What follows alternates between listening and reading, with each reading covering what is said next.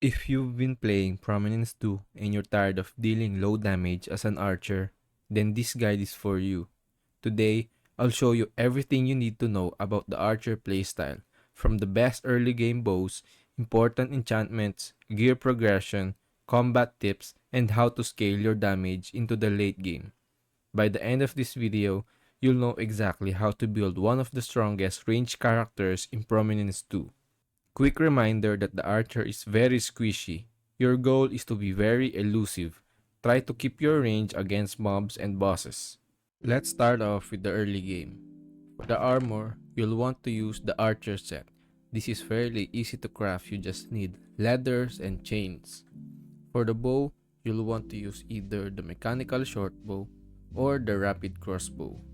But honestly, just use both. For the bow, you'll want to use either the mechanical short bow or the rapid crossbow. But honestly, just use both as you can upgrade this later. For the arrows, just use regular arrows first because using enchants will be hard for early game as this mod pack uses Zenith Renewed mod. If you want a guide about that, I did a video talking about how enchanting works and what are the best setups. The most important accessories you want to get are the running shoes, which gives you more speed when sprinting, and the plastic drinking hat, which decreases the time it takes to eat and drink. These accessories are helpful when fighting bosses later on. You'll also want to get the archery manual from the spellbinding table. You'll also want to craft an auto fire hook. This is important because when a bow is fully charged, it will automatically fire for you. This will be helpful when fighting bosses later on because you can just hold down right click and focus on dodging. You'll also want to craft a quiver early on because this is useful for storing your arrows. And you can also use a keybind for changing arrows easily. Do note that when turning, the slot in the quiver also changes. With this setup, it's nothing too crazy. It's just enough to survive and kill mobs. Like what I've said in the beginning though, you have to be very careful when dealing with mobs as the archer class is very squishy. It also suffers a lot with dealing with many mobs as being an archer early game, all you can do is single target damage. If you want, you can go ahead and use this setup to kill your first boss, which is the Night Lich. But I don't recommend it as the damage in this setup is low. You might lose all your arrows before the boss dies. That's where we'll move on to the next setup. In here, you'll upgrade pretty much all of your gear. For the armor, you'll now use the ranger set. It uses leather, rabbit hide, and scute. These materials are fairly hard to get, but fortunately, there is a villager here called the Archery Artisan Villager, which sells scutes. For the rabbit hides, just go ahead and breed rabbits. Next, for the bows, you'll upgrade your previous bows into the netherite version. You do need to go to the nether, but the upgrade is really worth it. With this setup, you'll have more damage and also draw speed, which just means that you shoot faster. Another accessory that I recommend getting is the Turtle Bracer, as it gives you 30% chance for damage received to be mitigated by 35%. This gives you more survivability as you are fairly squishy, and also don't forget to craft 2 of them.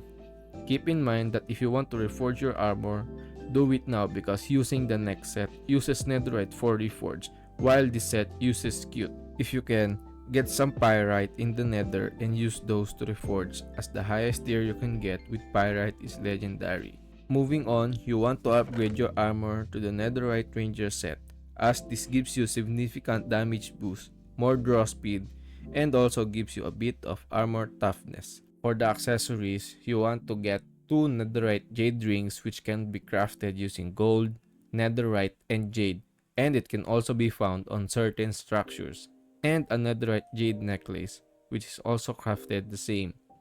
You'll also want to craft a banner of undying using gold, gas tier, and a totem of undying. For our next upgrade, you need to have to gun to the end because most of the materials are found in the end.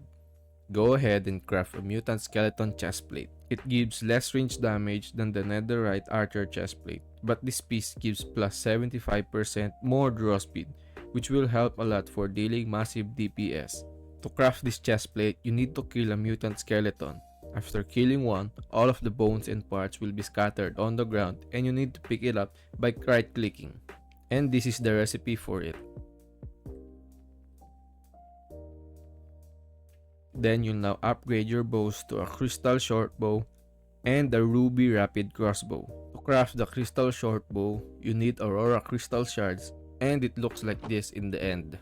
To get a ternium ingot, you need an endstone smelter and smelt an iron ingot and an ender dust. To fuel it up, you also need a block of coal instead of regular coal. Then, after smelting, you'll now take this terminite ingot and smelt it with the netherite ingot together. This will give you the aeternium ingot that is needed to craft the crystal short bow. For the ruby rapid crossbow, it is very simple. You just need a smithing template and a nether ruby. For the accessories, you'll now use 2 Thalassian ranger bands and a Darnassian strider amulet. Both of these can be found in end structures. Next, I recommend crafting a charm of regeneration 2. It is crafted using blaze powders and potion of regeneration 2. This charm will help a lot for survivability, and I recommend putting a hardening catalyst because charms have very low durability.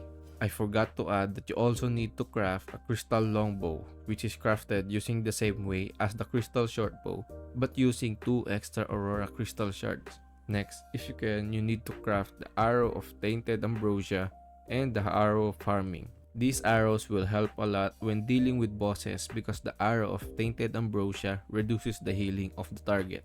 To craft the arrow of tainted ambrosia, you'll need to craft a lingering tainted ambrosia potion. To brew this potion, you need to use a nether wart, a gunpowder, a dragon's breath, and an oleander. An oleander is a withered version of flowers. To get oleanders, you'll need a cape of chaos. The Cape of Chaos is an armor piece that lets you wither all nearby grass, flowers, and dirt blocks. However, to get the Cape of Chaos, you need to kill the Monarch of Chaos. To summon this boss, you need a Blackstone pedestal which is crafted using polished Blackstone bricks, ender pearls, an obsidian, and 2 moonstone. And you also need a Shard of Uncertainty which is dropped by the Wither boss. So you just need to keep the Cape of Chaos and walk nearby flowers. Do keep in mind that to get oleanders, you need to wither 2 block tall flowers instead of 1 block tall. 2 block tall flowers will give you oleander, while 1 block tall flowers will give you hydrangea. These will be your last upgrades for this class. You need to craft the Orion, which is crafted using crystal longbow, a crystal shortbow, and a molten core, which is a reward for completing the chapter 1 of the campaign. I recommend getting the Alnitax Might because this deals the most damage out of the 3 of them. For the skills, every time you shoot, it creates a small explosion at the target, damaging and burning entities around it, which is good for doing AoE damage. For your second skill, which is dual shot, it fires 2 arrows at once. For the third skill, the point blank shot. From the name itself, the closer you are to the target, the more damage you deal. And finally, pin down, which deals a lot of damage, and you'll also immobilize your target for 4 seconds. For your skill 3, you'll want to put points on the ranger's path and all the range damage modes that you can. In the early game, especially level 1 to 10, the highest points you can get is 3 points, so this is where you want to put it.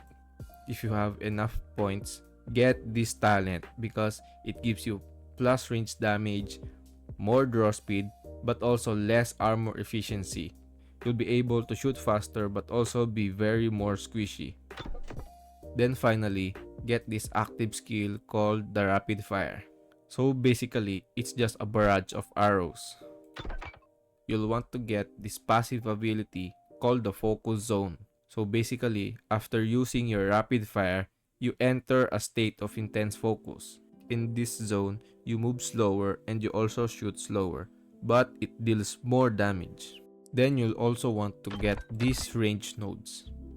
You'll want to go left and up until you can get to this section where each node will give you plus fire powers. Keep in mind that you need to go down this path because these 3 nodes will give you plus armor efficiency. If you remember earlier, this talent gives you minus 50 armor efficiency. So by taking these 3 nodes, you'll get some armor efficiency back. Just get all these fire nodes.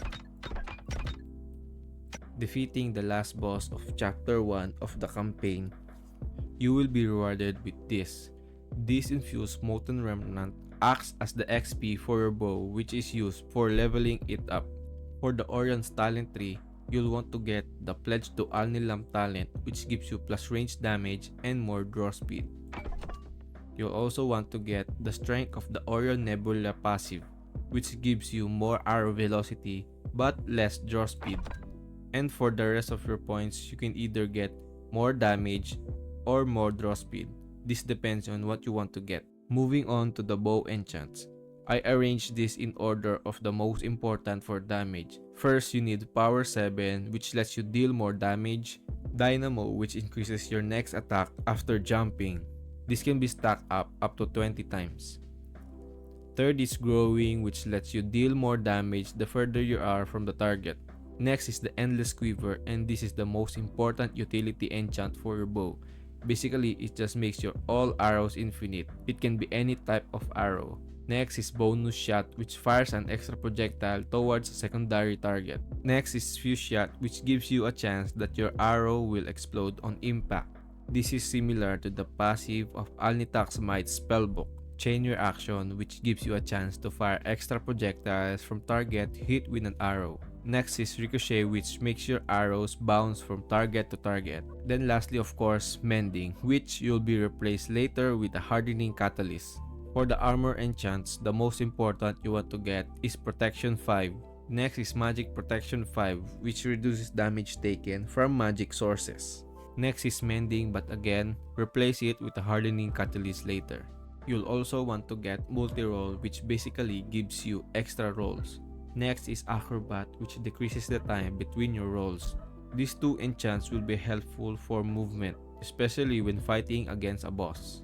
And lastly, Recycler, which basically means that when you are shot with an arrow, there's a chance that you will gain that arrow back.